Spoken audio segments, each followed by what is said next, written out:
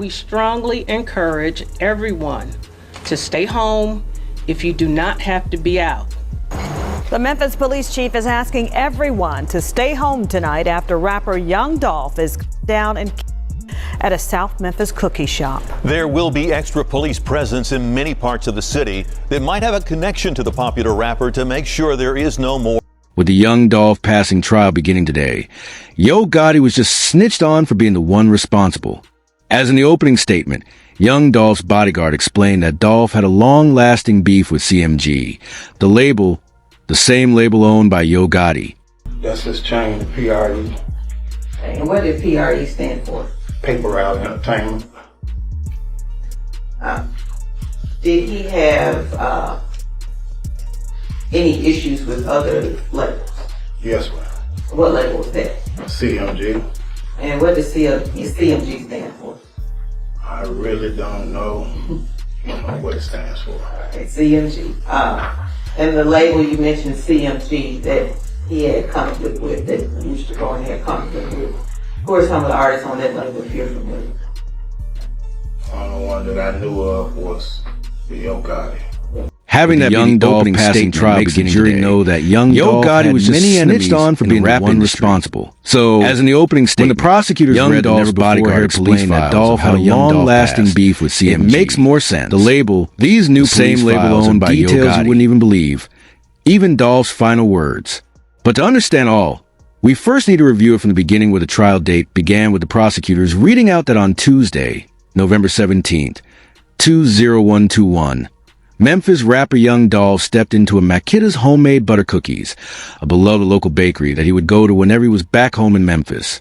The then 36-year-old artist was in town for his annual Thanksgiving charity event. Did Young Dolph have an event or something big going on during November 2021? Yes, ma'am. Every November, he would do a turkey drive for the community. And explain us what you mean by turkey drive. He would go to several communities and give out turkeys. And would he do this personally? Yes. Did he also have members of his label there as well? Yes, ma'am. In November of 2021, was he in Memphis doing that? He was in Memphis, but he didn't participate in the turkey drive. As in the bright early afternoon, as Young Dolph waited inside for his favorite cookies, a white two-door Mercedes pulled up outside. In an instant, two masked men leaped from their car, armed and ready, shattering the quiet scene, targeting Young Dolph as only him and his brother were inside. The suspect's girlfriend would even snitch on him inside a court today, confirming the hit. So what did he tell you? He said, something about a hit. A hit on who? Dolph.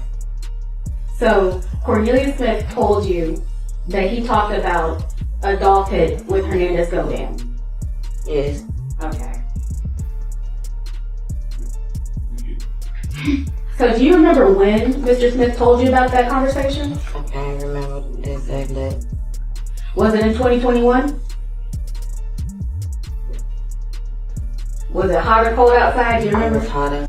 Okay.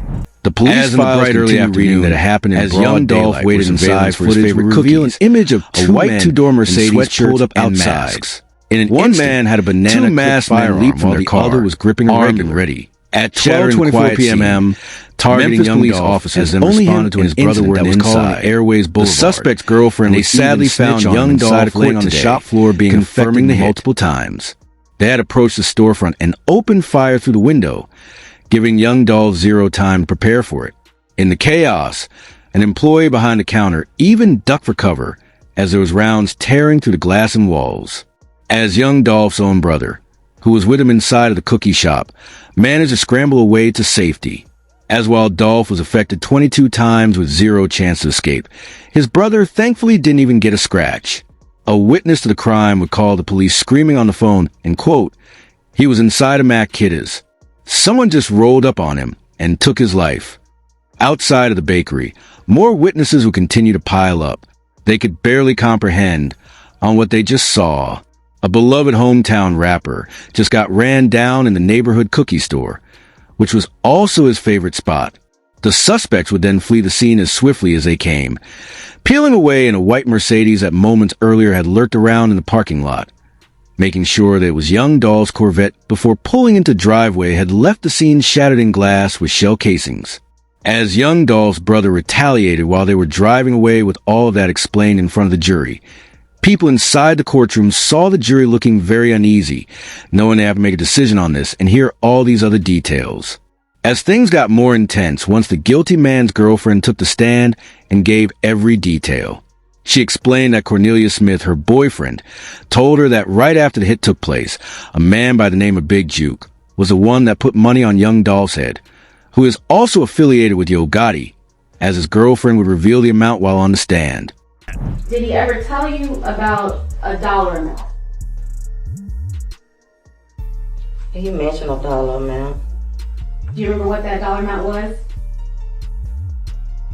It was between $1 million and 1.5. Okay. And so this discussion that y'all had, was it before Adolph Horton? Yeah. Okay. And so did Mr. Smith ever tell you any specifics about this hit on Dolph? No.